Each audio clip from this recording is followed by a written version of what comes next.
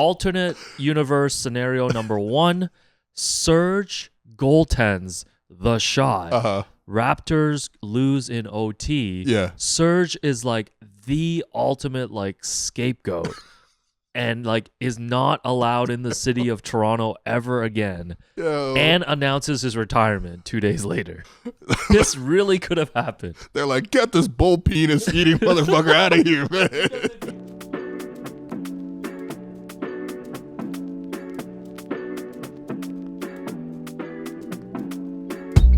Hello and welcome.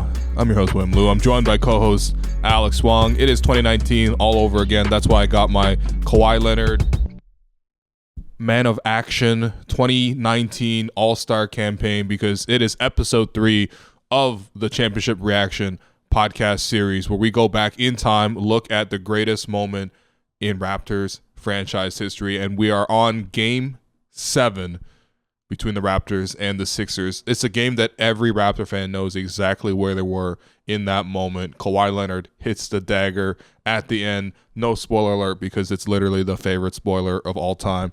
Alex, man, how you doing? How do you feel after rewatching this like 5 years later now? Yeah, I feel great, especially in the context of watching this present-day Raptors team. Okay. You know, it's good to go back and revisit, see a team that plays defense. Okay. Yeah. See a team with competent NBA players. It's not about that this episode. See Kawhi man. Leonard take over. But, you know, we're time traveling back to May 12th, 2019.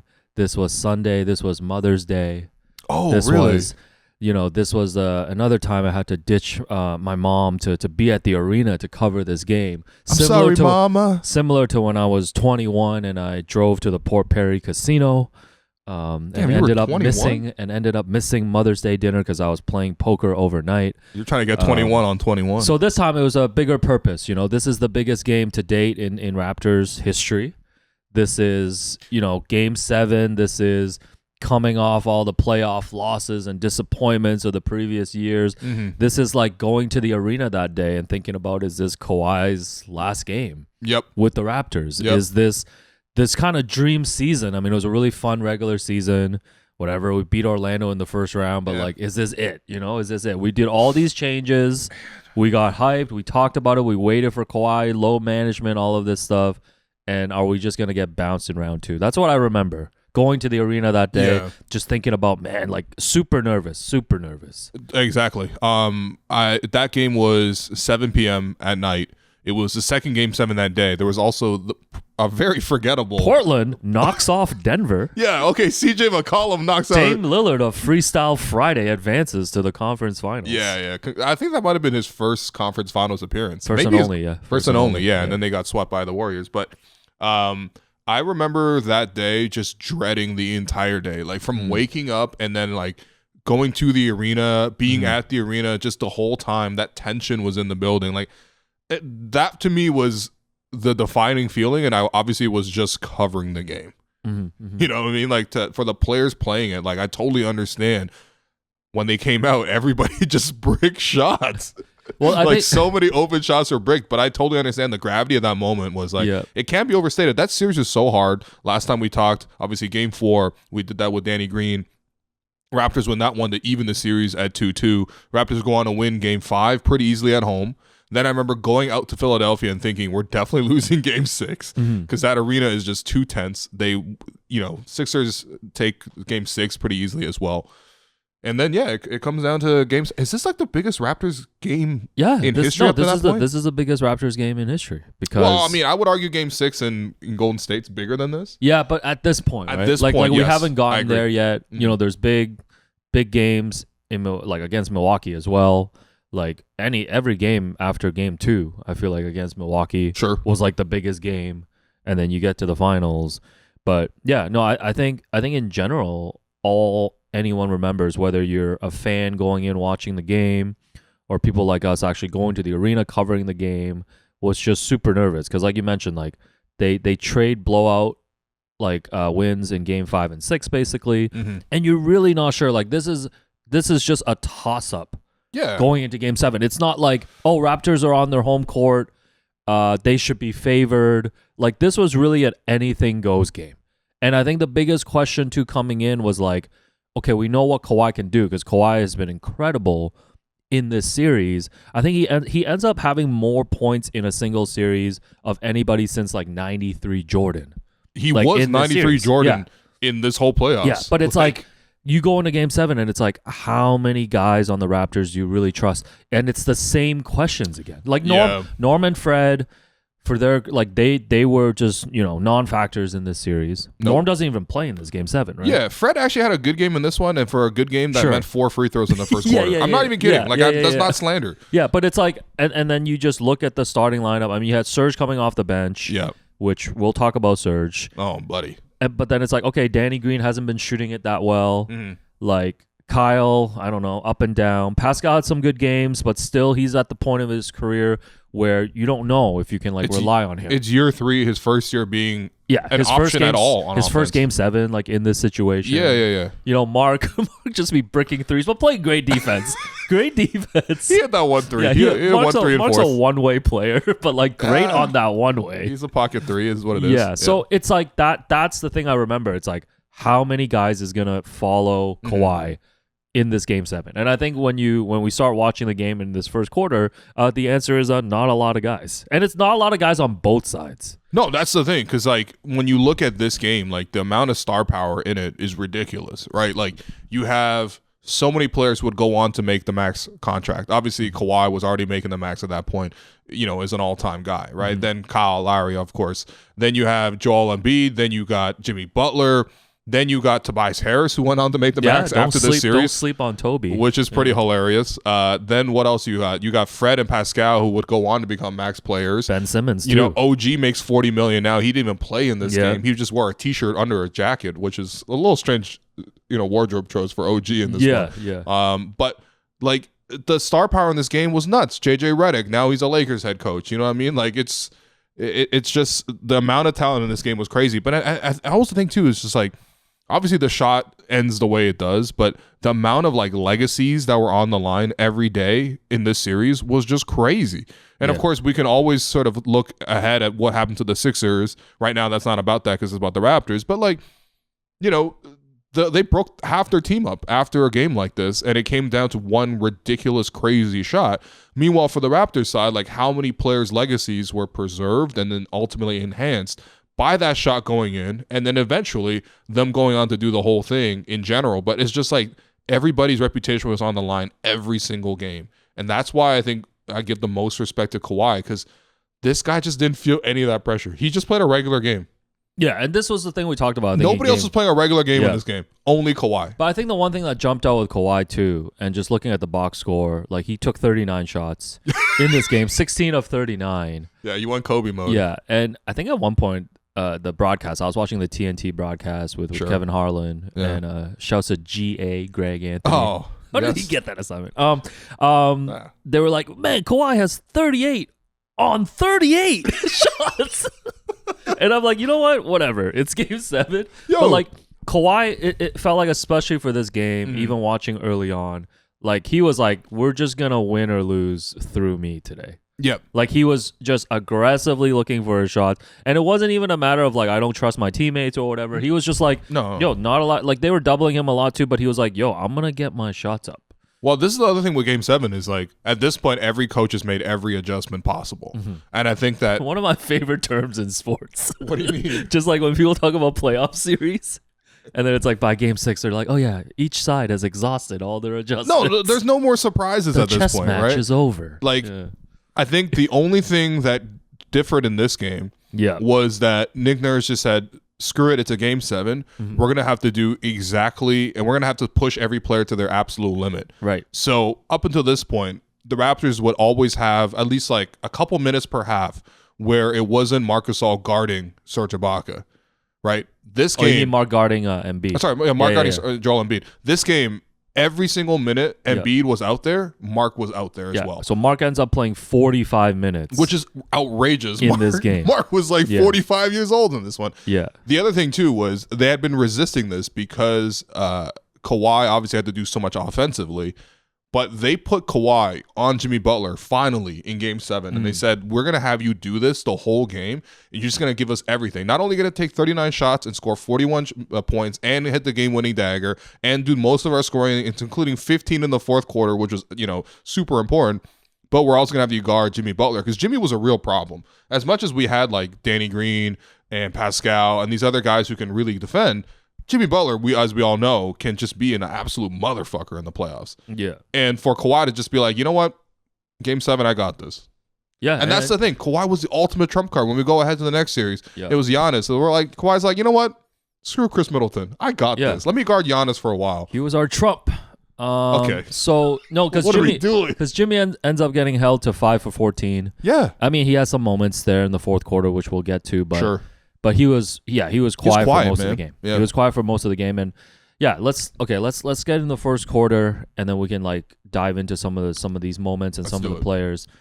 The thing I don't remember about this game, because I think anybody watching, you only remember the end, right? Like this was just so much tension coming in.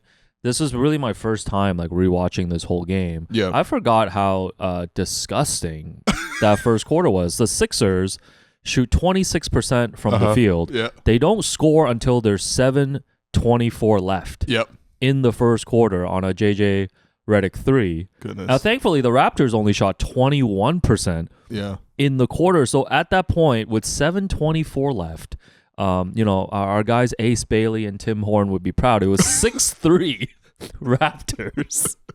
And it was just a lot of bricks, just like back and forth, like 7-0 runs from either team. Like the Raptors go on a bunch of offensive scoring droughts in this game. Yep. 3+ minutes here in the first quarter, but then they go on an 8-0 run to end. Everybody is just clanking shots. Like, was it good defense, bad offense, Game 7 nerves? Like, what did you see watching that first quarter? I think it was a lot of all those things. I think that when you watch back this game, it's so funny because it's been so long now and so many of those players are still in the league that they play totally differently now as compared to then, right? One of the biggest differences for me was Pascal. Pascal actually had a lot of good games in the Sixers series, but he was going either all out or he was like not there. And in watching this game versus what Pascal eventually became, like Pascal's so much more confident now, so much more refined offensively, so much more aggressive. He would have scored way more given his current mindset and his current skill set in 2025 versus back then in 2019 when he was third year. He was getting guarded by Joel Embiid. He was getting that sort of Ben Simmons treatment. And the Raptors had to figure out so many different ways to sort of counter that. But also Pascal just wasn't really willing and comfortable to score in those moments. He would take extra dribbles here. He wouldn't just shoot the 3 ball. He wouldn't even shoot the mid-range in a lot of these games. He would have to screen for the ball because Embiid was dropping back so far, and he would have to screen a lot. You don't usually see him a lot in pick and rolls today, right?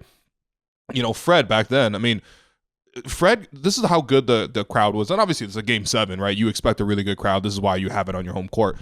But like Fred drove to the basket and got fouled in the first quarter, and the whole crowd rose up and gave him an ovation. And it was like a 5-point game. Fred just drove to the basket, got fouled, and it was just a crowd trying to lift up Fred because Fred was having the most miserable series of his life in this series against Philadelphia. And the crowd just knew that, you know what, if he goes to the free throw line once, we're going to go, give him a standing ovation. Like, it was just that ugly. And on the other side for Philadelphia, like, I think Philly maybe they were the more veteran team in the sense that I feel like there were less question marks with them. You know what I mean? Like, I think JJ Redick and Joel Embiid, they clearly had an incredible 2-man game. And then you got Jimmy Butler, like it just felt like they could execute their offense a little bit better after the first quarter went on. But even then, I think the Raptors defensively just stepped it up to such a high level that like Jimmy couldn't get off, Joel couldn't get off. JJ Redick, probably the most lethal player. He can get off a little bit, but he's also a shooter. There's only a certain extent in which you can get him the ball. Everybody else just looks so incredibly uncomfortable because the Raptors like had answers for everything they did defensively. Yeah. So I mean, obviously it was gonna be ugly, but like, man, this is like Uncut Gems level of like tension throughout the whole game. Yeah, no, the defense is a good call. Like, I think we're definitely, when we get to the fourth quarter, especially in that closing stretch, right, want to go through some of those possessions that were just like incredible. But yeah, like the first quarter really set the tone of like, okay, this is gonna be, KG always calls it like, oh, this is gonna be a rock fight. Like this, I don't even think they were bringing rocks to this one. No, that's a bar fight. You ever been to a bar fight? No, but if you remove the stakes, like that was a terrible first quarter. I mean, of basketball, which finishes with the Raptors up 18-13. Yeah, that's fine. But all the stakes are there. So, Serge Ibaka, one of only two guys who comes off the bench in this game. For the 7-man rotation? Yeah. Both teams went with 7-man, I believe. Yeah, fair enough. No, actually, Sixers gave Greg Monroe 2 minutes as well. By the way, my funniest thing is the 2 minutes, he's a -9. Yeah. And it's not even 2 full minutes. It's like a minute and a half. Well, this is the stat. This is the stat. Like, the Raptors win by 2 in this game, but Embiid is +10 in 45 minutes. Yeah. So they lost those other 3 minutes by 12. Well, that's why he was crying in the tunnel afterwards. So, anyways, we start the second quarter, and Serge hits a 3 to open the quarter. Yeah. And Kevin Harlan says, first made 3 of the series. He had been 0 for 9 up to this point. Yep. He had not hit a single 3 It just really hit different. Yep.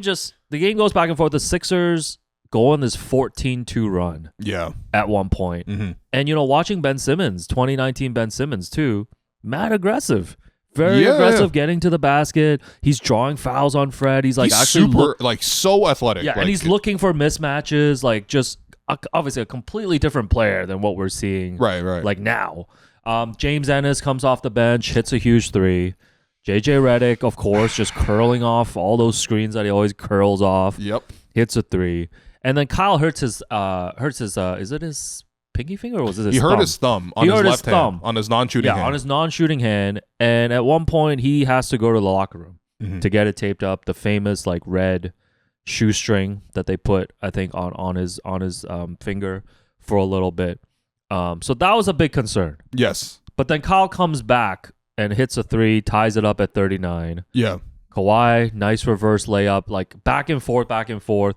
Kyle has some huge plays down the stretch. I think he draws a charge and it has an and one as well. Mm-hmm. And this is right around where Greg Anthony was like, the thing with Kyle is he doesn't need to score to contribute. Oh, and then brother. Kyle just goes off on this crazy run. Here's the thing. Kyle does need to do everything. Yes, Kyle, you also need to score. Here's the thing. This game, Kyle ends up with 10 points and 6 assists or whatever. Yeah.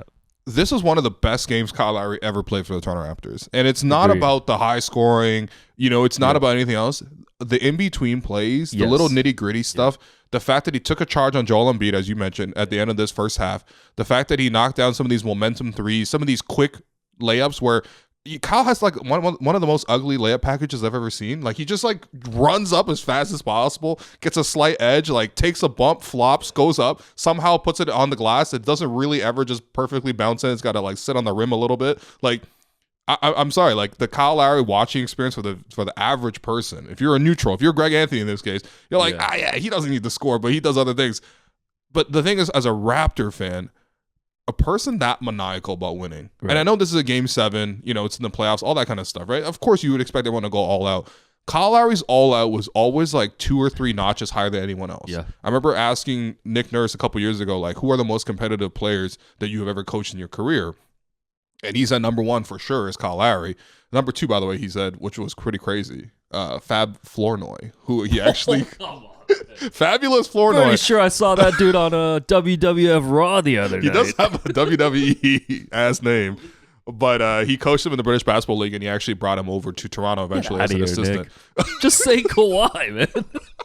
Gotta drop a flap Flournoy, whatever. No way, man. Yo, respect. Put some respect on Fabulous, man. Okay, man. Fabolous. Yeah, no, but I think that's one of the things that stood out to me on the rewatch is how much Kyle is impacting this game. Exactly. Kawhi looks cool. He's hitting shots, whatever. He's going about his business. He's playing defense. Kyle is a maniac, man. He's doing everything short of biting a man. He will do anything to win. Yeah. So the Raptors able to stabilize after that Sixers 14-2 run. They go into the half up 44-40. This stat here is amazing too. So there's only 2 players in double digits at half. It's Kawhi leading the way with 15. And Tobias Harris on the other end is leading. And listen, Tobias Harris over Jimmy? Tobias played really well for stretches of this game. He did. It's just when you get to the fourth quarter and it's Tobias in the corner. Yeah. You know it's a clank. I feel like he's shooting 0% in the corners. Yeah. Like in general, but yeah. Yeah, but it's one of those games where like I don't think either team is feeling that great going into the half. Like it's very uneasy. Yeah, Raptors are up 4 at this point. It's 44-40. Yeah. Like so we come out and Mark come out in the third quarter. Mark's been struggling a little bit. Finally gets his first field goal. Doesn't have to rip his jersey off. That's a year away. The Raptors pull out to a 9-point lead here. Yeah. And at this point, Embiid and Butler are 3 of 19 combined. Yeah. Like they're both just playing terrible. And credit to the Raps defense. No, like you said, Mark on Joel, Kawhi on Jimmy. Like what are you gonna do? And I think that so the Sixers are mostly running two things, right? The main action was Embiid and JJ Redick 2-man game. Embiid dribble handoff to JJ Redick. The Raptors did such a good job. I know it's just JJ Redick, but the Raptors sold out. Like anytime that sort of like dribble handoff came, Mark would jump out. Whoever was guarding the ball, usually Kyle or Fred, would also like sprint, like dive across that screen. Of course, obviously Embiid's a huge guy, so it's hard to get around that screen. But both guys would jump out so hard. Then, of course, the Sixers had the counter where JJ would catch it and then jump pass, throw it over top the two guys to Embiid, who would then try to like get into space and try to attack from there. Raptors would always have someone rotate. Like the rotations by the Raptors in this game are so crisp. They had obviously usually it was Serge when he was on the floor, because Serge was on the floor a lot in this game. Serge would, slide over, meet him, and stop Embiid from going to the basket. But then also, when it wasn't Serge, it was Danny. And if it wasn't Danny, it was Kawhi. And if it wasn't Kawhi, it was Pascal. It was just like the layers and then the rotations around to sort of scramble back out. Like, the level of defense played by the Raptors in this one was just crazy, because the Sixers had great like talent. We're still talking about Embiid and Jimmy Butler. But for them to be 3 of 19 at any point, is just it's a testament to how good the Raptors are guarding them, man. Yeah, so Raptors up 9 early here in the third, maybe have a chance to kind of stretch it out here. Be nice. But then Sixers go on their own run. So JJ and Tobias hit back-to-back jumpers, and Embiid gets an and-one. Jimmy hits a jumper, and suddenly 7 minutes left in the third quarter. The Sixers are on a 10-0 run, and they've taken the lead. And they eventually stretch that to a 16-0 run. Yep. And this is like the largest offensive drought for the Raptors. I think it's like about 5 minutes. Yep. They missed 10 straight shots. Right. Kawhi was missing. Yeah, watching that sequence, like what were you seeing just from the offense from the Raptors? Kawhi was definitely getting rushed and harried. That's the thing too. It's just like you also have Ben Simmons in his athletic prime guarding, Kawhi Leonard. That's an all NBA level defender right there. Then you got Jimmy Butler as well. Then you got Joel Embiid, who in year 3 was an incredible rim protector too. So like the spacing wise, it was also really difficult for Kawhi to get anything, right? And the Raptors, again, the rest of them, Mark wasn't shooting the threes. Like he got 1 3, but like realistically, like they weren't even guarding Mark in a lot of these situations. Kyle was mostly running pick and rolls and stuff like that. Also, he's got a jam thumb. So that, he wasn't really necessarily like the scoring drive in this one. Pascal, who was the number 2 guy, was getting sagged off so hard by, Joel Embiid that like it was like playing mind games. They were giving him the Rondé Hollis Jefferson treatment. No, it was crazy. No, Embiid was like getting ready to rebound every time Pascal had the ball at the top of the paint. The funniest thing was, okay, so it's now known as the Ben Simmons treatment, but Ben Simmons was getting more respect on defense than Pascal was in Game 7. It was ridiculous. So it's playing mind games. Danny Green was missing threes. Fred couldn't get literally anything to drop. And then so it had to be someone else, and it had to just be Serge, who ultimately obviously steps up as like the unsung hero in this one. But yeah, when the Raptors are in this funk, it was like we might be losing everything here. Like anything felt like it was so catastrophic in the moment. Well, this is like all the bad memories of like playoff past coming back. Sure. Like games against even the Wizards in the first round when they got swept. Like you let go of the rope a little bit, and then the series just falls apart. Of course, games against like LeBron and the Cavs. In this moment, it really felt like, okay, this might just slip away, and here's another second round loss. Right. Like 16-0 run. But then, like you mentioned, really the 3 guys that really pull it together are Kawhi, Kyle, and Serge. Yep. Like Serge ends the run with a little basket in the low post. Serge finally checks in, and as soon as he checks in, he gets into the post. Yeah. Pretty sure he traveled in this one too. It doesn't matter. I don't care. And then he's supposed to jump hook. It's all Mafuzi to me, man. Oh, that Mafuzi foot. Yeah, and then Kyle has like a couple possessions where he just grabs huge offensive rebounds. Yeah. One of them leads to a Kawhi 3. Another one to a Serge basket. There was one play where Kyle grabs two offensive rebounds on the same play. Look at our offense, man. This guy's turning down shots. Has a shot. Has a shot. Has a shot. Has a shot. Oh, he's shooting this? Kyle wins it. Has a shot. No. Bro, look at Embiid just standing around, bro. He's a maniac, bro. Everyone else stopped. That's the thing. You get so tired and you forget to compete. And you got to imagine the context. This is a Sixers team that has Joel Embiid, Ben Simmons, Tobias Harris, Jimmy Butler. That's a gigantic team. And if it wasn't them, the Raptors also had Serge and Mark and Kawhi and Pascal on the floor with them. Literally the smallest person on the court is Kyle Lowry, and he grabs 2 offensive rebounds on the same play. And when you watch it, it's just him being a sheer maniac. It's just the will to go get it every single time, no matter what. And then, the second one, he sets up Kawhi wide open for 3. At that point, Sixers are so exhausted, they can't even close out on him. And Kawhi finally gets a 3. I don't even think Kawhi even hit a 3 up to this point. Yeah, so he ends up all the jumpers were flat. So he's 2 of 9 overall in the game from 3. Okay. And I kind of lost track too, because honestly, he was just putting up every single shot that was available.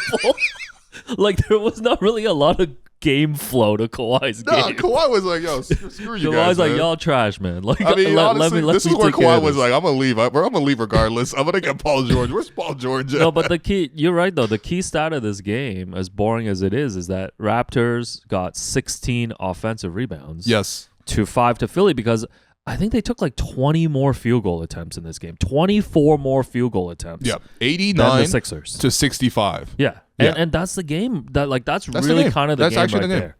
Serge has 4 offensive rebounds. Yep. Kyle has 2. Kyle, Pascal, and Mark all have 2. Kawhi with 4 as well, just generating these extra possessions that they really need.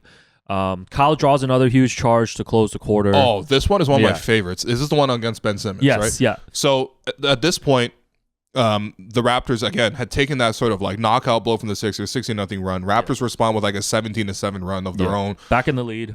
Yeah. Back in the lead, but by 1 or 2 possessions. Ben Simmons tries to push the ball up the court, and Kyle Lowry slides along the baseline and takes the bump. As he's falling over, Kyle does the classic Kyle shit, which is as he's falling over from Ben Simmons driving the ball, he hooks Ben Simmons' arm, drags him to the ground to make it look like Ben was the one out of control. So he completely sold that charge, man. And again, I don't even care he's cheating. Kyle's like Eddie Guerrero in a basketball sense. You know what I mean? If you're not cheating, you're not trying, man. That's the thing. It's every possession matters so much. And seeing Ben Simmons so rattled and upset because he got cheated out of that call, you know what? You're just, I fucking love Kyle, man. Kyle is just No, if you went back and actually broke this game down in terms of how many possessions Kyle stole for this team. Yes. I think it's up to 10. If you think about the Chargers, I'm not even kidding. The offensive rebounds, even we'll get to a fourth quarter when he a steal there, huge steal there at the end, all this stuff. Kyle swung this game, man. Kyle really did swing this game. And it's just sheer will, because it's never a skill thing with Kyle. Yeah.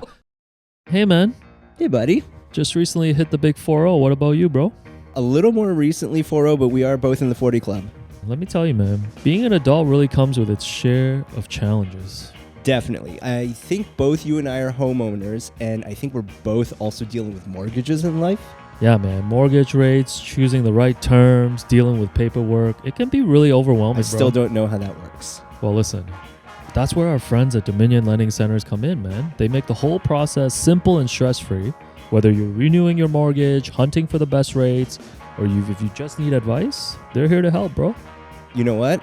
I am looking for that advice, and I think that's why I'm going to visit www.dominionlending.ca. Yeah, man. www.dominionlending.ca. Take the guesswork out of your mortgage and step into financial confidence with our friends at Dominion Lending by our side. All right, so Raptors stabilize there at the end of the third quarter thanks to Kyle, and it's 67-64. That's real hoops right there. Heading into the fourth quarter. Yeah, it's funny because I was rewatching this. We know the final score 92-90. Yeah. At the end of the third, I was like, damn, how do these teams even get to 90? There's a lot of baskets to go. I mean, this is a game for anybody who loves defense. Yeah.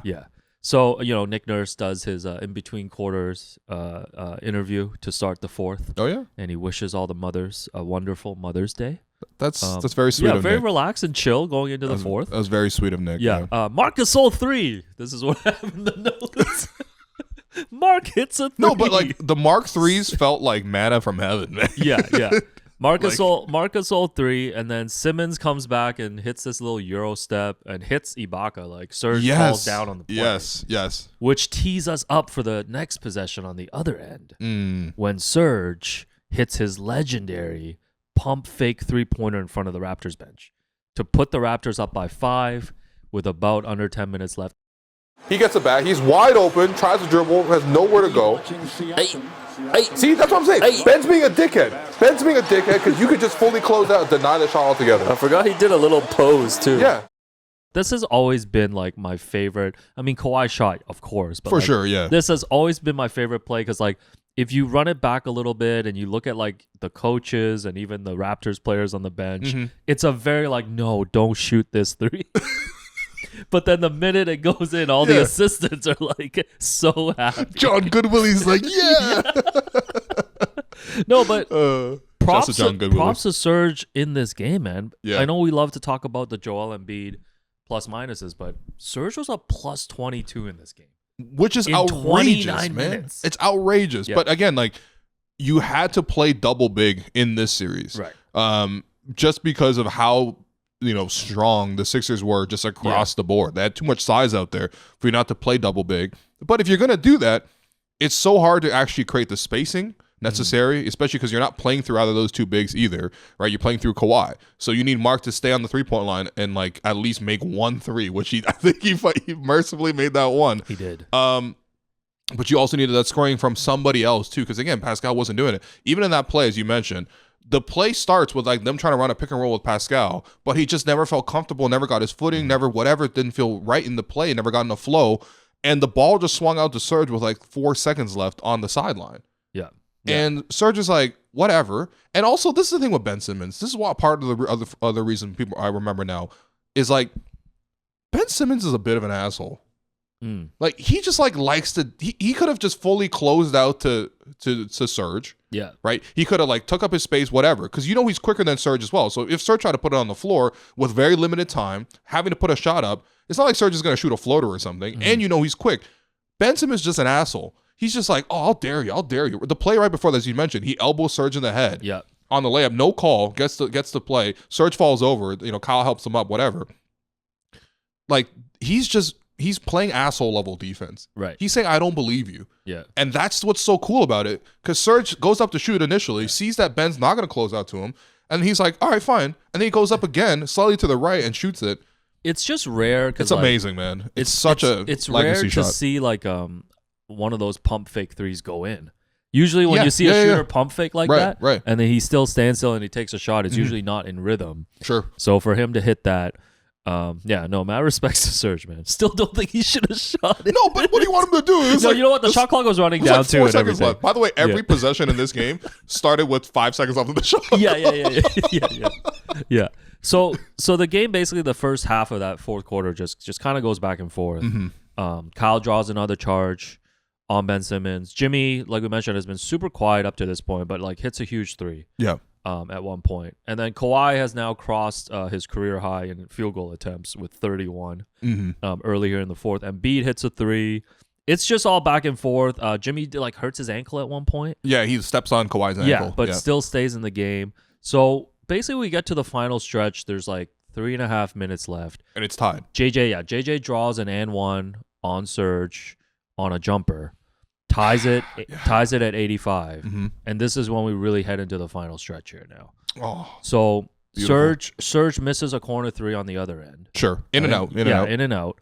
And then I believe the Sixers call timeout, but regardless. Yeah, it was a use it or lose it timeout. Yeah, they come out. 3 minutes left, 3:15, they call the timeout. Yeah, and I think you flag some of these defensive possessions. Like this is one of the possessions where the Raptors just force a shot clock violation. So this is the first of 3 huge stops for the Raptors. And when you go back and watch these 3 stops, and I've actually posted them on social as well, but like when you go back and watch these 3 stops, these are the defining moments that actually win you basketball games and win you respect. When we talk about this team and the reverence that we give them, it's not just about the fact that they won it, but we saw it, we felt it, we experienced how together and how capable they were. First play, coming out of that timeout, right? Philadelphia called timeout, they're drawing up a play. The play is Joel Embiid dribble handoff to JJ Redick. On that dribble handoff, first off, Raptors go all out to double team JJ Redick upon the handoff. And I know this is crazy because obviously Embiid's a bigger threat. Embiid this season was averaging 27 a game, and he was like an MVP candidate already in his third year. But the Raptors are double teaming JJ off that because JJ was that dangerous. So Kyle's like flying around Embiid trying to get, a contest from behind. And Mark comes all the way off of Embiid so that he can get a contest on JJ. JJ doesn't even get a chance to look at it. And of course, it's not even like a good shot or bad shot situation because we know JJ can just jump, catch, fade, whatever, and just shoot over the top. Like, it's crazy watching him in this series. He was that dangerous. They don't even give him a look. And so, of course, JJ has to reset back to Embiid. Raptors then have Serge rotate out to meet Embiid, who is driving full speed to the basket, makes him go baseline and Euro step, not go for a shot, but trying to just penetrate and make the next pass. He tries to throw a pass along the baseline. Kawhi's, just also digging on the baseline on the other side of the lane. He gets a hand on it, deflects the pass, takes some pace off the ball. The ball still makes it out to the corner. I believe it was Jimmy who catches it in the corner. Pascal, who was at the top of the floor at the start of possession, flies all the way down to the corner. He's all over Jimmy. Like, he's literally all over him, and it's in the deep corner there. And, there's like no chance at all for anything to even happen, potentially. Jimmy, before he falls out of bounds, throws a little bounce pass to Embiid, who has established himself on this side of the lane now. Mark is now caught up with Embiid, catches up with him, and there's a second left as the post-entry pass goes in. There's not even a chance for the shot to go up, but just in case, Marc Gasol also reaches in, strips the ball away. Shot clock violation. And Embiid in the post, dribble hand off to JJ. Look at them diving out towards him, man. Serge closeout, Mark help on the baseline. Kawhi tips it. Pascal comes out of nowhere, and then he strips it. Come on, man! Like, look at our defensive personnel, bro. Like, the amount of coordination, effort, timing, obviously the physicality and everything like that. Like, that's what this team was about. That's what the Raptors are about. Like, you don't ever remember the 2019 team as this offensive juggernaut that, can get whatever they wanted. Obviously, to some extent, they were pretty good on offense too. But defensively, this is an all-time defensive team. Like, this team should be spoken about with, the 084 Pistons. Like, I'm serious. Like, they're that good defensively, and this was the first of 3 straight possessions where the Raptors held the Sixers right there and killed the entire shot clock. Yeah, this was a huge stretch because, as mentioned, the game is tied here, and any possession can really swing the game. So they get the shot clock violation. Kawhi comes back down, shoots his 70th shot of the game, misses a 3. And like you mentioned, everything just feels short at this point. He's just got dude, no Kawhi has the flattest jumper. He just shoots a chest pass at the basket. So now there's about 2 minutes left, and this is the next possession. I think this is the one that ends with Mark blocking Jimmy's shot. Yeah, and it's an air ball 3 basically. So the last possession, just described it. Yeah, no chance at a basket. Next play down. It's a Jimmy Butler pick and roll with Joel Embiid, right? So it's Kawhi Leonard and Marc Gasol guarding this. First off, that's 2 Defensive Player of the Year winners guarding the play, right? They're guarding that pick and roll, right? They blow it up a couple of times. Then, of course, they try to involve JJ, who's their third option in this case. Kyle obviously does a great job of sort of denying that initial cut by that. Then he switches on to Jimmy Butler at one point. He shuts down a second pick and roll that they try to run on that side of the floor. Then somehow, I think maybe this might be the third pick and roll at this point.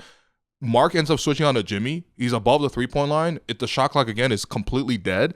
And Jimmy's just trying to throw up a prayer to beat the clock, and Mark blocks him there too. It's they don't even get inside the 3-point line, man. Between all the physicality of denying and switching and whatever, and also you have a Mark is old at this point, man. Mark's 34, 35 at this point. He's still mobile enough to be out of the 3-point line and guarding Jimmy. This is it's ridiculous. They never even go inside the 3-point line for the whole 24 seconds. Yeah, I think the context too is you mentioned having Kawhi and Mark here. This is just 2 weeks before they had a miscommunication that cost them game 1 of Orlando with DJ Augustin and Nick Vucevic. And now you see obviously more playoff tested. They've had more reps. The defense is just so locked in. Yeah, especially for the sequence. So back down the other end, Kawhi hits what looks like to be a 3, but then they review it. Yeah, foot on the line. Foot on the line. About a minute 41 left, 87-85 Raptors. Yeah. And then we get another iconic defensive possession on the other end. This is a third of the 3 stops. And I think, honestly, for me, this is even better than the first one. The second one, I think, was pretty good, but also Philadelphia didn't really run that great of action in general. The third one, this is the one that ends up with Kyle Lowry stealing it off of Joel Embiid. But the play starts with, again, first a dribble handoff to JJ Redick. Kyle Lowry just sprints all out, blows up the whole dribble handoff. Then there's a second dribble handoff, which I think this is to Tobias Harris, because Embiid has the ball at the top. He's just trying to set up a shooter, right? Obviously, the pick and roll with Jimmy didn't work. The previous play before that, they couldn't get anything to drop, so they're just trying to do something different. Dribble handoff to JJ, Kyle blows it up. Dribble handoff to Tobias Harris, Pascal gets all into Tobias Harris, blows that up as well. Eventually, there's a play where I think Tobias ends up having to, receive the ball at the very top. Then then Pascal and Mark blitz him, double team Tobias Harris all at the top of the floor. Tobias Harris has to give it up because it's late shot clock and he's like already basically at the halfway line. Throws it over to Embiid, and this is where a third defender, out of nowhere, Kyle Lowry pops up out of nowhere, blitzes Embiid, steals the ball from him, and then goes the other way, sets up Pascal Siakam for a layup. That put from a 2-point game to a 4-point game with a minute left is a huge play. They're like trying to get it to Tobias, Look at that denial defense. Look at the chase around him, man. You can't get him. You can't get it. Look at Pascal. He's chased him all over the court. Yeah, Pascal's nuts. Bro, they're trapping. Look at this. They're trapping. What the hell? Embiid, wild flop. Yo, look at Pascal's leg. And my favorite thing about the whole thing is Embiid flops. Embiid's like, oh no. Oh, when Kyle goes and strips him? Embiid, this is going to be, especially looking back now in 2025 versus 2019, this is the only third year of Embiid at this point. His reputation wasn't that he was a flopper. He wasn't hated. He was like one of the most adored players in the league. He's like rising star. Joel Embiid, when you look back at that moment, that's going to be you defining your own career for the next 6 years. Flopping in the biggest moment, man, and choking in a big moment. Because he could have technically gone back on He defense. could have gone back. Exactly. Yeah. And Pascal, barely got the layup. By the way, I love the Pascal layup because his leg is fully stretched out. It's one of the most awkward layups I've ever seen. I actually don't even know how he made it. I think Pascal was afraid to take a dribble, but he was also so fast because he went from double teaming, blowing up a dribble handoff, then sprinting down the floor. I'm glad Pascal didn't get hurt because those legs aren't supposed to be kicking like that. Yo, it was crazy. It should have been an and one, really, when you think about it, because Jimmy got back and really fouled him. But whatever. They weren't calling at that point. But think about that. You have Marc Gasol 40 feet from the basket, double teaming Tobias Harris. That's not where he should be. And you have Kyle Lowry reaching in and swiping the ball off Joel Embiid. That's not his assignment either. But that's how together this team was, man. Yeah. I love defense, man. That layup makes it a 4-point game. Mm-hmm. And then Sixers come back. Jimmy gets to the line and only makes 1 of 2. Which is pretty huge. That was also that was a pretty cheap call. Yeah. Sixers got 2 really light calls down the stretch here. Yeah. So Raps get the ball back. Sixers just play defense straight up here. Mm-hmm. Kawhi misses again because he's just I'm so tired, guys. Okay, to be clear, Kawhi had 15 points in the fourth quarter. Yeah, no. He did a lot in the fourth. Think Kawhi was the only player outside of that Pascal layup who was scoring in the last 5 minutes, basically. Yeah, I believe so, yeah. The play-by-play is going to look hilarious. And Serge, again, gets a huge offensive rebound on this play. Mm-hmm. They call a timeout, but Kawhi misses again. So now there's 24 seconds left. With that play there, yes. The funniest thing is, so after Kawhi shot the ball, missed it, Serge gets the rebound, and it's a huge offensive rebound. He throws it to Pascal, who is tiptoeing along the baseline. Once again, Pascal just being an acrobat, basically. Yeah. Somehow doesn't step out of bounds, throws it back to Kyle. And at this point, the Raptors still had, I believe, 2 timeouts left. Nick Nurse, in an effort to call the timeout, because this was in front of the Raptors bench, he sprinted all the way out and literally was side by side. He did everything short of grabbing Tony Brothers to call the timeout. He was so irate when he got on the court. But this is also that's what you need to do. Right. That's a drive. That's a maniacal drive you need to have to win. Honestly, Nick was in his prime this whole playoff series, man. Yeah, this was his 1-year prime. I mean, it's 2-year prime. 2-year prime. So, Sixers get the ball back. Mm-hmm. It's a 3-point game. Embiid gets fouled, goes to the line. Yep. And he makes both. So now it's just a free throw game because Yep. I think there's about like 10 seconds left, and they bring Kawhi to the line. Yep. So it's a 1 point game. Kawhi needs to hit both. He makes the first one. So now Raps are up 2, but then he misses the second one. Yes. And then it's a live ball, goes to Jimmy. Jimmy basically goes the length of the floor and scores over Serge. Yeah. In what is like in real time a pretty chaotic sequence. No, I couldn't believe it because at that point, after the Raptors had that steal with Kyle going ahead for Pascal, and especially after Nick Nurse got that timeout with the Raptors up, in that moment, up 2, I felt like we were good. I thought we were good. Like, honestly, in the moment, I thought we were good. You just execute late game, hit your free throws, and you're good. And even if you miss the free throw, you just don't expect the Raptors to be so disorganized, especially this team, to allow somebody to get the rebound and dribble the whole length of the court and go for the layup. By the way, the craziest thing was there was a possibility for Jimmy to throw a pass onto the wing. JJ was pretty open. Oh, to hit the go-ahead. That would have been the go-ahead play. And also for Serge to play the gap just enough to maybe dissuade the pass to JJ on the wing, but then also to contest Jimmy's layup without fouling. Because if you give up an and one in that situation, again, it's totally different. So, but credit to Jimmy, man. Honestly, he had a terrible game in general, but that play was. I mean, he gave him somehow they tied it. They got so much luck. They got some missed free throws. They got some bad transition defense, and somehow now it's 90-90 with 4.2 seconds left. Yeah, so 4.2 seconds, and now we go in the huddle. Nick draws up a play, and man, take us through this last shot, bro. Okay, this is a play that I've actually seen Nick. One time I was at an event with Nick later that summer, and Nick actually autographed this play for somebody. Oh, damn. Yeah. Again, Nick was on a vibe in 2019, man. We were all wearing a vibe. Autographing a whole play? Diagramming a whole play is sick. So the play starts out, obviously we know, Marc Gasol's the inbounder. Right? Greg Anthony is like, watch out for the inbounder here. Don't worry. You don't have to watch out for the inbounder. Greg Anthony, wrong again. They were not going back to Marc Gasol with literally Game 7, okay? So Marc's inbounding the ball. There are 3 Raptors along the baseline, and I believe it's Serge in one corner, Pascal, and then Kawhi. All 3 line up, in separate spots along the baseline, and then Kyle was on the opposite corner at the top. The play comes in, Pascal and Kyle cross over each other, right? That creates a bit of a moment of indecision in terms of the switch, and then Pascal goes to screen for Kawhi, who's obviously the intended target for this play.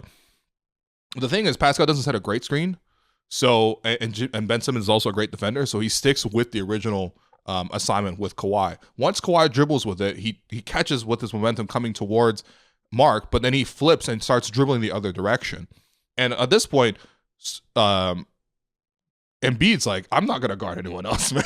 Yeah. I know. I've seen this game. Embiid is just straight tailing Kawhi. Yeah, he's taken 38 shots at this point. Yeah. Who else is going to go to? Obviously, we all know Kawhi takes 2 dribbles. Yeah. Arguably, he travels, but honestly, I don't care about this at all. And then he goes to the corner, and then he fades over the top of both those guys. He gets off what is objectively a brick. Yeah. But it obviously has that huge first ricochet. Yeah. And it bounces so high in the air. Somehow it doesn't bounce off the basket. Touches the other side. Another big bounce. And then another 2 small bounces that goes in. I just remember in the arena for this, it went completely silent. I actually don't understand how it went from being so loud to being so quiet. Well, you could literally so hear the clank of the ball hitting that first bounce. Yeah. The arena was that quiet. Yeah, and it was that much of a brick. Yeah, I know. Everybody was holding their breath. Yeah, it was crazy. And I remember too, it's just nowadays when you watch the Raptors, media row up there is pretty empty. Sure. Right. There's 100 seats up there on media row. Sure. And then you have the other media row in the 100s as well. Yeah.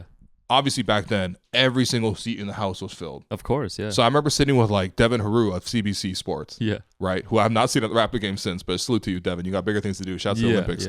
Yeah. You conquering the world now, man. No, for real. Shouts to Devin. Yeah. But every single seat in the house jumped up and started screaming, man. I remember looking over at Joe Wolfon, and this guy was like losing his mind. Yeah, I still have a video. I think I recorded it of the celebration at Media Row. And the funny thing is, the rule of Media Row is no cheering. Right. That's the one rule of Media Row is no broke cheering. all those rules. We said screw those rules. This is an all-time moment. It was the only ever, and it remains that way to this day. 5 years later, it's the only ever series clinching Game 7 buzzer beater.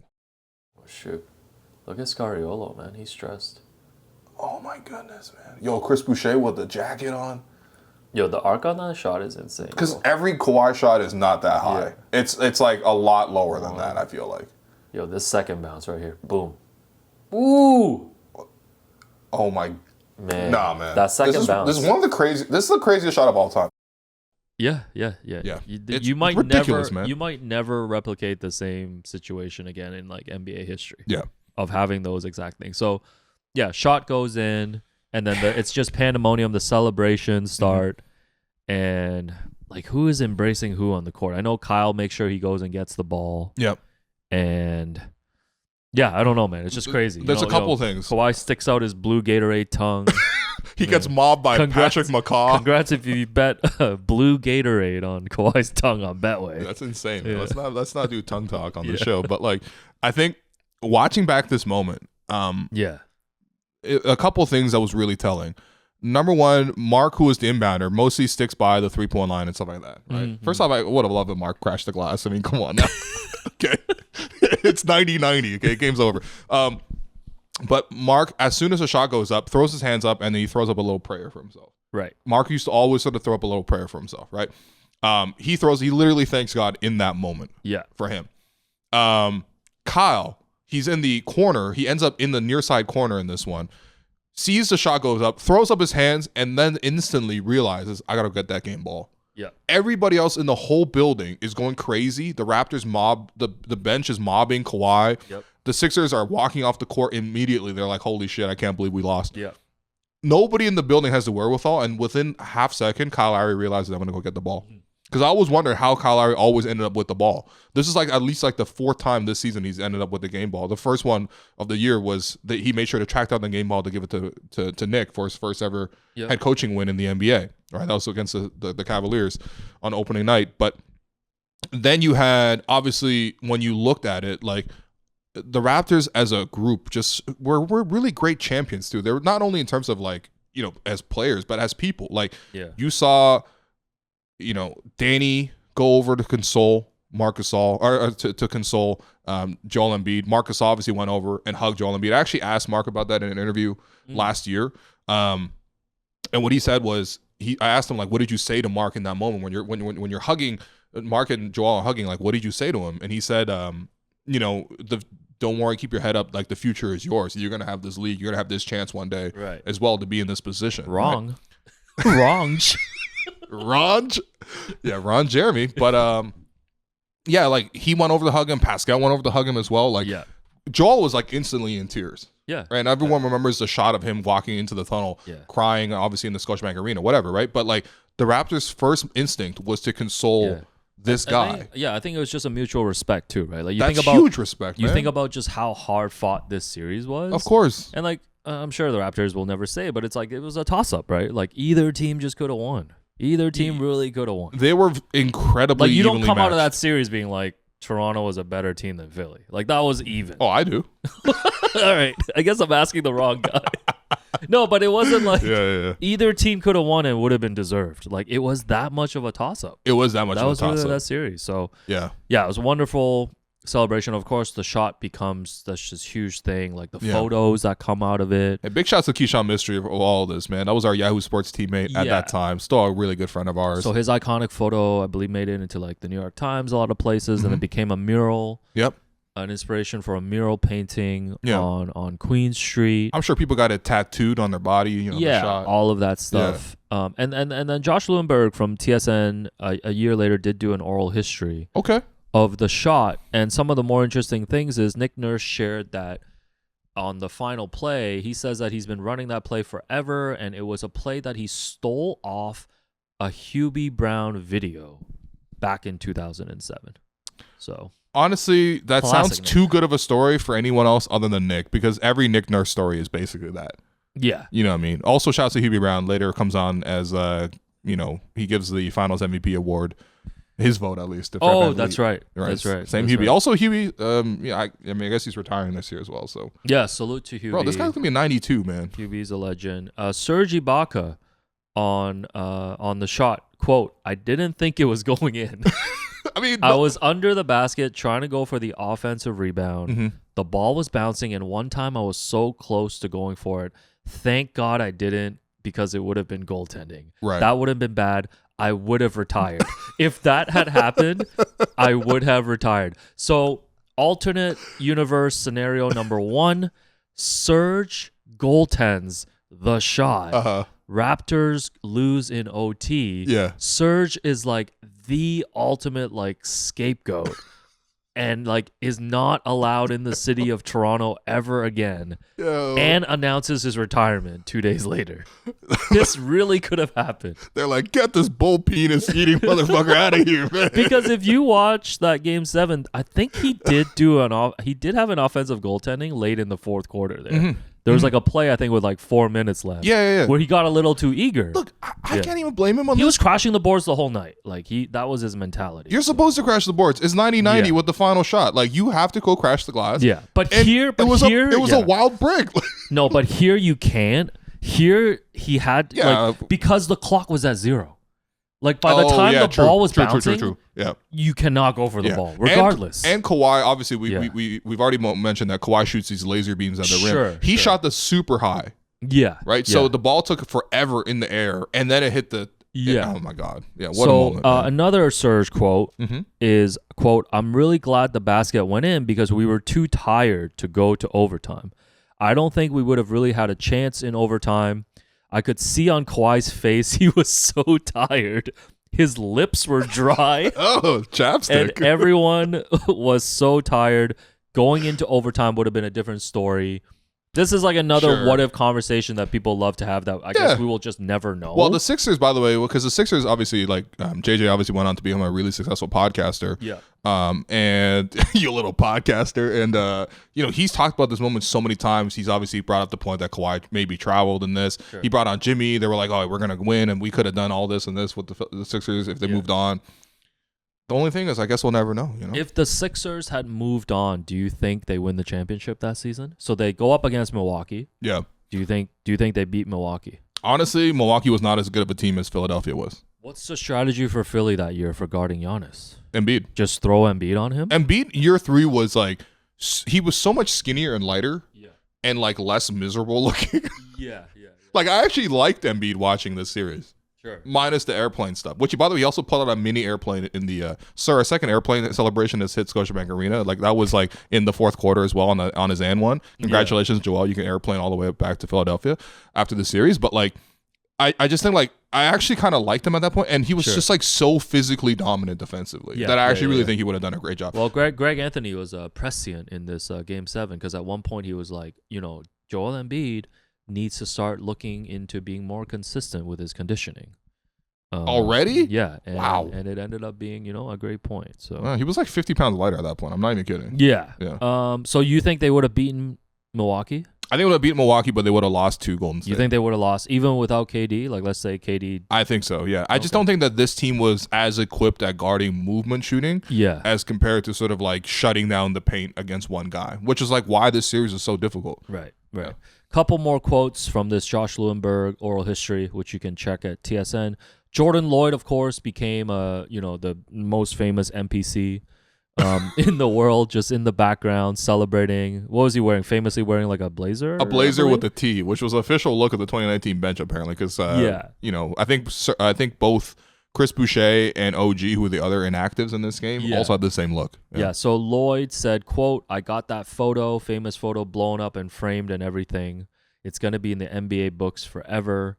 So I thought I would get it framed. I just got a home, so I'll have it in my house. So it is famously framed at Jordan Lloyd's place. So I actually kind of love that for Jordan. That's actually incredible. Yeah. And he's actually gone on to become a pretty good EuroLeague player as well. Oh, you're saying EuroLeague Jordan Lloyd is a problem. Yo, he's actually a problem over there, man. And Marcus also mentions there's a big mural of the shot at the airport at Pearson right before we get to the plane. It's right there. Every time we go there, we just look at each other's faces and what people were thinking at that moment. Yeah. So I think a lot of people since, have traveled and gone to that Pearson I believe Airport it's Terminal 1. I think it's anytime you come in from the States, you fly to that terminal. You're leaving terminal. For the U.S. Yeah. One of those I've seen two, it leaving for the U.S. and it's the giant mural there. So yeah.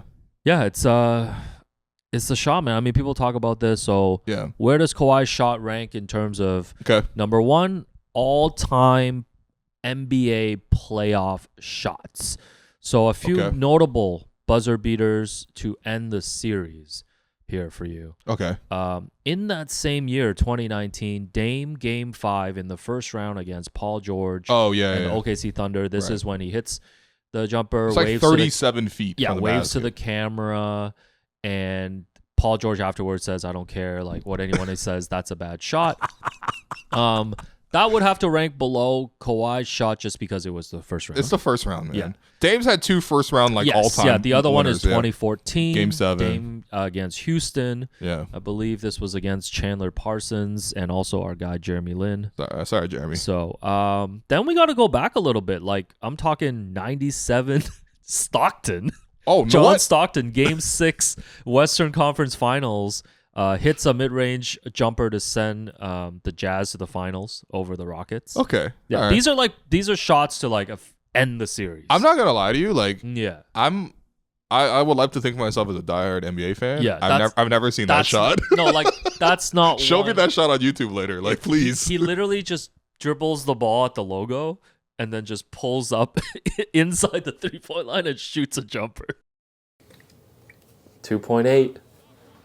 Oh, it's a 3! Oh! That's actually pretty sick. No, that's way better than you were describing it. I mean, it's John Stockton.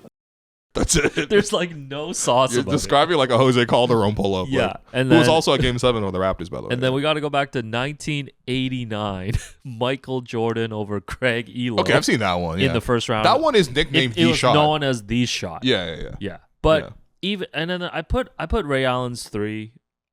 in the finals against the Spurs. But that wasn't a buzzer beater. It didn't win the game necessarily. It didn't win the series. Yeah. Saved the season, though. Swung the whole series. That's what I'm saying. Yeah, they played overtime after that. People always forget that. But that shot is like... That shot's if there. you're just talking about shots. Well, I mean, we're talking about buzzer beating. Yes, if you're talking about series buzzer clinching beating shots. Because this will not be topped by anything. Well, because even MJ shot. First round. No, but even the one that he hit against... the push off. Oh yeah, the push off. Yeah, in the finals, 98. It wasn't at the buzzer. The Jazz had a next possession. Exactly. Yeah. If you want to be technical about just buzzer beaters, then this is the top one. This is by far the top one. I mean, the Jordan one is pretty incredible too. Jordan hang up in the air as well. I've seen that one. And no offense, it's from another era. I think So? What? Wait, what? No, I'm a new head now. I'm not an old head anymore. Oh, you don't respect Craig Elo's defense? No, like everything. We got to think about everything in the modern era, and I don't think anything is gonna ever top this. No, this is a moment literally heard around the world. When you go back and of course you can actually rewatch the whole game. Yeah. And you can actually choose the broadcast on the an NBA League Pass basically. Taiwanese broadcast. Dude, TNT. There's 20 languages on there. There's one of my favorite videos is just the shot by Kawhi as called in 15 different languages. Yeah, that's amazing. It's like a shot seen around the world. It's one of those moments that I know it's just one shot, it's one moment, but it made the Raptors famous. It made Kawhi famous, honestly, across the board with neutrals. My parents don't watch basketball, but they know the shot. Yeah. You know what I mean? I feel like kids all around Toronto, if you've ever played basketball in Toronto and you got a little bit of time to just screw around, I'm sure you've dribbled to the right baseline and then launched a terrible fadeaway and try to make it. I've tried to recreate that shot 25 times at minimum. Right. You know what I mean? It's inspirational. And I think even in that moment, when I was doing the postgame show, I already said that I feel like this changes the entire trajectory of the Toronto Raptors, not only in the sense that they obviously made them go through to the conference finals, but psychically, it changed something because it always felt like there was something waiting for the Raptors around the corner every single time. Right. Even when they were going good, something bad's going to happen, like the LeBronto years. Yeah. You know, in this game, while I watched the Sportsnet broadcast on this one, and they brought up so many times at the start of the game, Matt was talking about, 19 years ago, it was 2001, and it was the shot where Vince missed at the buzzer, right? Yeah. Vince would have been on this list if he made that shot,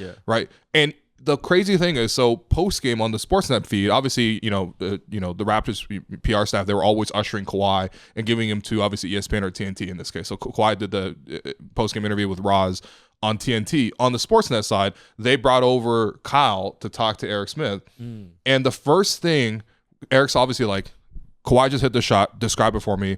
And what Kyle said in the moment, I couldn't believe it because, again, like, there's just so much craziness going on. Yeah. And what Kyle Lowry said was superstar. Quote, superstar. It didn't fall in 2001 for Vince. It falls in 2019 for Kawhi. Like, he just said that on the spot. And, of course, the history there is Kyle being from Philadelphia. Mm-hmm. He obviously knows that series. It's a very famous series back in 2001 between AI and Vince Carter. The poetry for him to be involved for this moment, too, is just incredible. And like, I think psychically it really changed the confidence in all of us in that moment where it was like, we actually can believe that the Raptors can do it. Well, like, how about 5 days later when they fall down 2-0 in Milwaukee? Yeah, then I said, you know what, we're probably going to stop right here. But I mean, it turns out, like, whatever. But my point is that, like, I get it, man. It's like getting something off your back. Like, it's one of the proudest moments I've ever had as a Torontonian.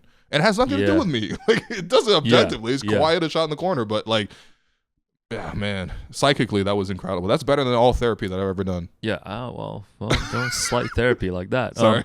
Also discussed as an all-time Toronto sports moment, and I think the only one that always beats Kawhi's Game 7 shot is Joe Carter's 93 World Series walk-off home run. Yeah. I mean, that's a walk-off to win the whole thing. What were you, like I was learning, like I was in ESL. Oh, okay. So Joe Carter. Yeah. So, but Kawhi's shot, I think, goes number 2. You'll never hit a bigger home run in your life. It is. Why am I Jeremy? I just imagine you came over from Hong Kong with the accent. So I believe the official ranking is putting Kawhi's Game 7 shot number 2. All time. You also have Jose Bautista's bat flip. Yeah, which is just number 3, like for the stakes, but also just it was super cool. Yeah. I mean, it was super cool. Yeah. The one thing with the Kawhi thing is, it is a brick. That's the thing. That cannot be forgotten. Like 99% of the time, that's a brick. Yeah, and the game overall was terrible. Yeah, and the other thing Jerome points out to us too is like the shot does lead to the championship. Of course, Bautista's bat flip did not lead to the championship. Yeah. Because Ryan Goins didn't communicate in game 1. Anyways. Bro, why are we talking Ryan Goins right anyways, now, before we get to not the number 8 I care about. So personal memories too. So like of that day, like the shot goes in, and we're true professionals. We're working for Yahoo Sports at the time. So did you have to just find a spot in the arena to do a post game show? So I mean, I can say this now, but like the funny thing is, for that whole entire season, like obviously, it's not like the React Pods now where obviously I go live after every game, and right after the final buzzer, basically. Like this one was like game's over, go do the post game press conference, like literally ask a question here or there, hold a microphone here or there, and go in the post locker room and like then write my piece, right? So that I would write 10 things. Oh, that's right. You had to write first. So I wouldn't record the post-game shows until like probably at least an hour and a half after the game's over. Right. So this game started at 7 o'clock, ends at 9:30. All the post-game commotion, all that kind of stuff, writing and everything, getting it all up. It's probably 11 p.m. at this point. Yeah. When I'm finally starting to record the pod, and I would always just go and find like one of the suites down below. Right. Yeah, I would just grab a random suite. At that point, it's like usually there's like garbage around and stuff. Like, you know what I mean? Like people are done with the suite. So there's like popcorn on the floor and shit. Like I would sit down there, pop up my little Zoom kit, pop up one of these microphones, and then just start talking. And like, man, I just no guests for that one. There was no guests for that one. No, everyone was busy, man. Everyone was really busy. Yeah, that's true. And I just remember like just laughing about it. You know what I mean? Like and exclaiming at the time like, we should do what Masai said at the start of the year. Yeah, to like believe in ourselves. Believe in yourself, believe in the city. Because no, it was crazy. Like you needed this kind of moment. By the way, when Kyle finishes his interview, he goes over and daps up a couple of people. Yeah. Right. Okay. First off, he goes to dap up, Bobby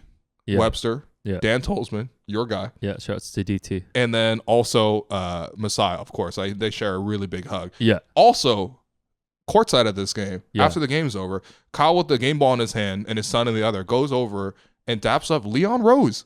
Oh, okay. Future New York Knicks GM. Right, who was CAA agent at the time. Another super agent beside him who I couldn't recognize him. Yeah. But I could definitely tell it's another agent. Okay. And then Rich Paul. Oh, wow. Yeah. Wow. Yeah. What was it? An agency conference happening in Toronto?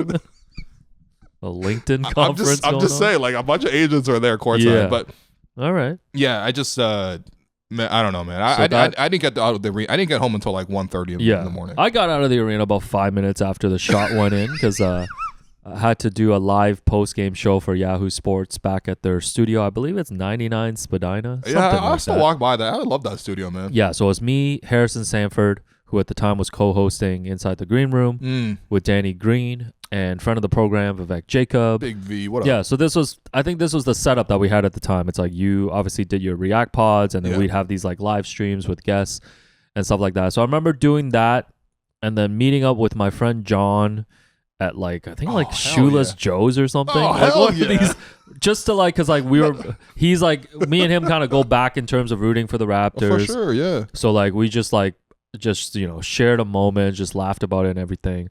What did that laugh sound like? Ha ha. Then I go, ha ha ha. So we go back, and then I go back to my condo, and I'm like going up the elevator. I press the button. Yeah.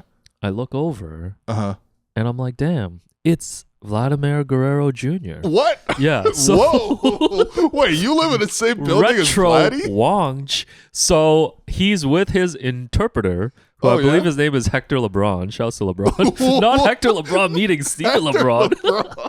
So I'm like, and you got to think about this. This is like, I don't know, like midnight or something. Yeah. Like whole city's buzzing. Yeah, man. I'm feeling great. Energy's insane. I'm like, yo, you're Vladimir Guerrero. That was my approach. The funniest thing is Hector LeBron has to translate that. He's like, oh, yo soy Vladimir Guerrero. So then he like gives me a super nervous like smile. We get into the same elevator together. Yeah. And he presses 3. And I guarantee you he does not live on floor 3. He waited till I pressed my number. He pressed 3 and then he just ran out of there. Yo, that's crazy. Because he's like, I'm not dealing with this, man. So that's crazy. That's actually my most random personal memory from Game 7. So there it is. Yeah.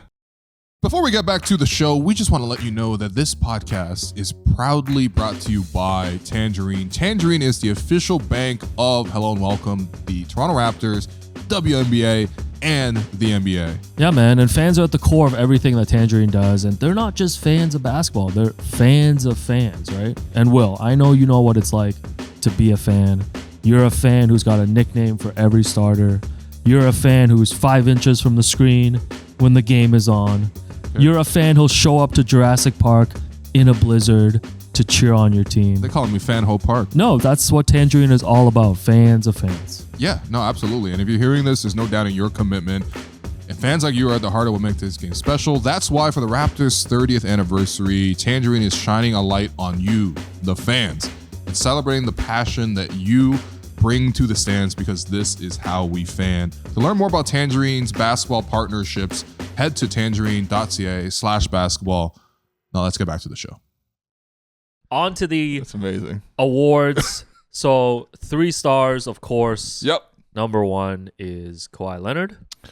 Kawhi has 41 points in this game. 16 of 39 is pretty hilarious. At one point, I think he was 10 of 30 from the field going into the fourth quarter. Yeah. But of course, he has 15 points in the fourth quarter. He hits the shot. I mean, he guards Jimmy Butler as well. Like, what else can you do, man? I mean, Jimmy in this one goes 5 of 14 from the field. You know what I mean? Like, that's huge. That's absolutely huge. There's not even a doubt. I mean, come on, man. Yeah. Number 2, Kyle Lowry.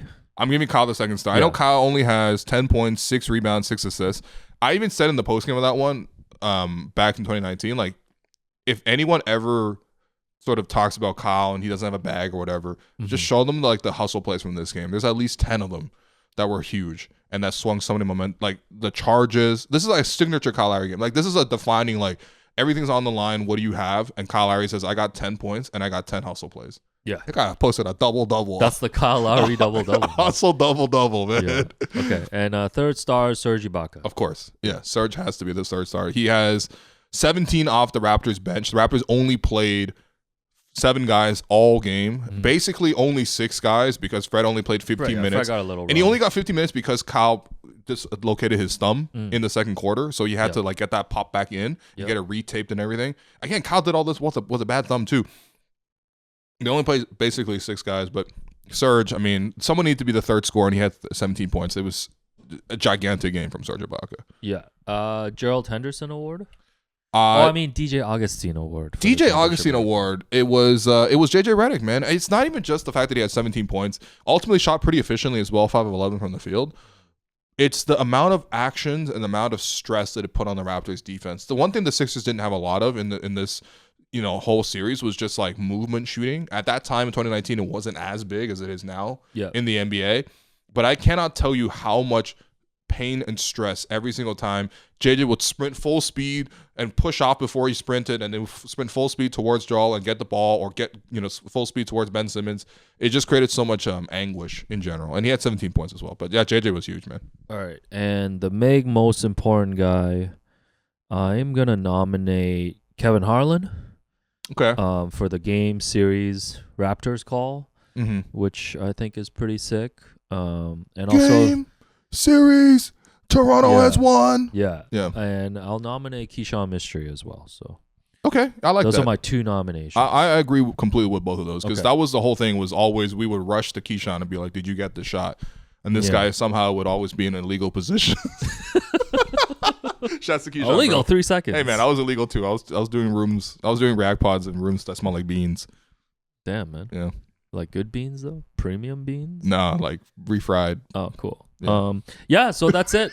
The Raptors win 92-90. So on our championship React pod journey coming up next. So the Raptors win on this Sunday night, and now they have 2 days off. Yeah. Before traveling to Milwaukee, right, to take on the Bucks on a Wednesday. That's what I remember. It was like 2 a.m. in the locker room, and I'm booking my trip to Milwaukee. Right. So a man was on Concur. So we will pick up in the Milwaukee series next time, and still working on hopefully getting some of the players from this championship team to join us for some interviews as well. So yeah, that's it. Raptors win 92-90. They move on to the conference finals. Yeah, ordinarily I would recommend rewatching this game and rewatching every game with us, but this is one of the most stressful experiences of your life. And even watching it again for the first time in 5 years, it hits like Uncut Gems hit for the first time. It was not a good basketball game. There's way better basketball games in the Milwaukee and Golden State series to watch. I would argue defensively it was an incredible series. Sure, yeah. There were good sequences, but there were great sequences, and that's all you need to know. But yeah, what a game. We'll move on. The podcast moves on. The Raptors move on. And we'll catch you for the next episode of the Championship Reaction Podcast series here on the Hello and Welcome Podcast.